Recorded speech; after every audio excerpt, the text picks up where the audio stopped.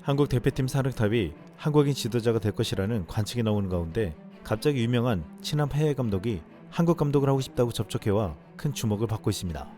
정혜선 신임 전력강화위원장은 지난 21일 2차 회의를 마치고 진행된 미디어 브리핑을 통해 새로운 대표팀 감독 선임을 위해 국내의 모든 지도자를 대상으로 가능성을 열어놓겠다.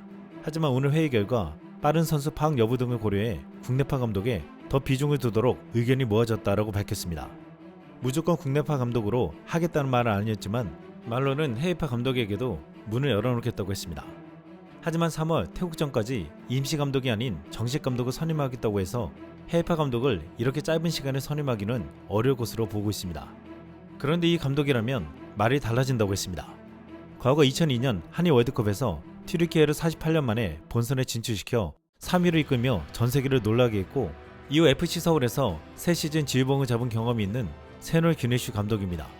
규네슈 감독은 한국의 제2의 고향이라고 말할 만큼 한국에 대한 애정이 크고 FC 서울 감독을 하면서 박주영, 기성용, 이청용 등을 지도한 경험이 있는 친한파 감독입니다.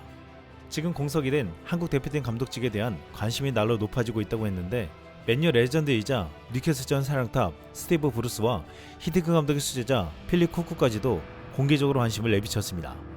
하지만 이들은 선수로는 명성을 날렸지만 지도자로서는 높은 평가를 받지 못했습니다.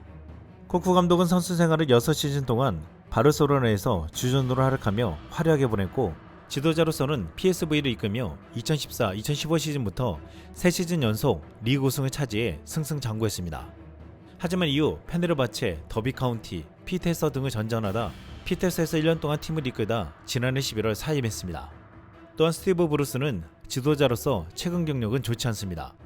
뉴캐슬이 사우디아라비아 국부 펀드로 인수되면서 800만 파운드 유학금을 받고 계약을 상호 해지했고, 2022년 2월 챔피언십 워스트브로미치 엘비언 감독을 맡다가 팀 순위가 6위에서 22위로 곤두박질치며 경질당했습니다.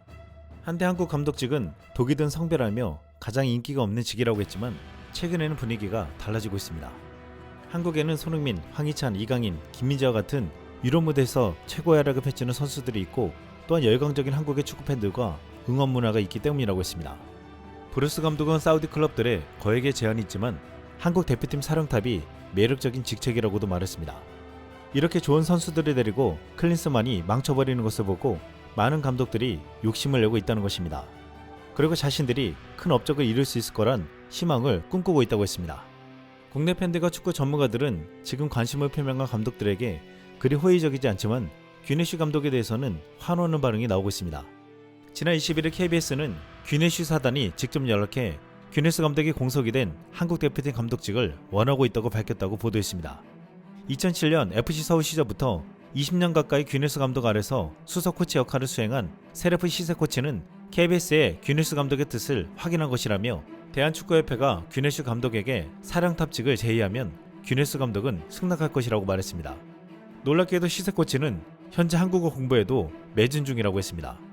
규네스 감독은 2007년부터 새 시즌 FC 서울을 이끌며 국내 축구 팬들에게도 친숙한 감독으로 한국 축구 대표팀 감독 선임 때마다 유력한 후보였고, 자신도 한국 대표팀 감독을 희망이었습니다. 지난해 10월 튀르키예 슈페르리그 명문 베식타스 사령탑에서 물러난 규네스 감독은 2006년 북중미 월드컵에서 손흥민, 이강인, 김민재 등 세계적인 선수들이 주축이 된 한국 대표팀을 이끌고 싶어하는 것으로 알려졌습니다. 축구 팬들은 규네스 감독의 선임에 이 같은 긍정적 이유와 근거를 대며 큰 호응을 보이고 있습니다. 먼저 규네스 감독은 패싱이 빠른 템포에 공격 전술을 앞세우며 자신만의 전술색이 있다고 했습니다. 챔스에서 강팀들을 상대로 4백 수비 축구부터 FC 서울 3백 전술까지 전술의 유연성도 상당합니다. 규네슈 감독이 FC 서울을 맡았을 때 K리그 대부분의 팀들은 성적에 대한 압박으로 3백 중심의 수비 축구를 했는데, 규네스 감독은 4백을 기반으로 한 강한 압박과 빠른 템포의 패스 축구를 구사했습니다. 이를 통해 선수들의 창의적인 플레이를 도모하며 그라운드에서 수준 높고 박진감 있는 경기력을 보여줬습니다. 규네스 감독이 유일하게 하는 한국어는 앞으로 였을 정도로 전진하는 플레이를 강조했고, 소극적인 플레이를 하거나 백패스를 하면 벤치에서 뛰어나와 호령을 칠 정도로 공격 축구를 보여줬습니다. 또한 규네스 감독은 선수 전원에게 심박수 측정 장치 폴라를 착용시켜 체계적인 체력 훈련으로 체력을 극대화시켰고, 미니게임 형태 훈련에서 터치수를 논스톱으로 제한해 패스 속도와 타이밍을 빠르게 지도했습니다. 이를 통해 마치 라리가나 프리미어리그 최정상팀에서 나올 만한 아기자기한 연기 플레이와 멋진 득점 장면이 만들어졌습니다. 당시 FC 서울 한 선수는 수준 높은 축구를 한다는 것에 자부심이 상당히 컸고 축구가 너무 재밌었다라고 말했습니다. 또한 선수단 장악에서 균에슈 감독만큼 재능 있는 감독이 없을 것이라고 했습니다.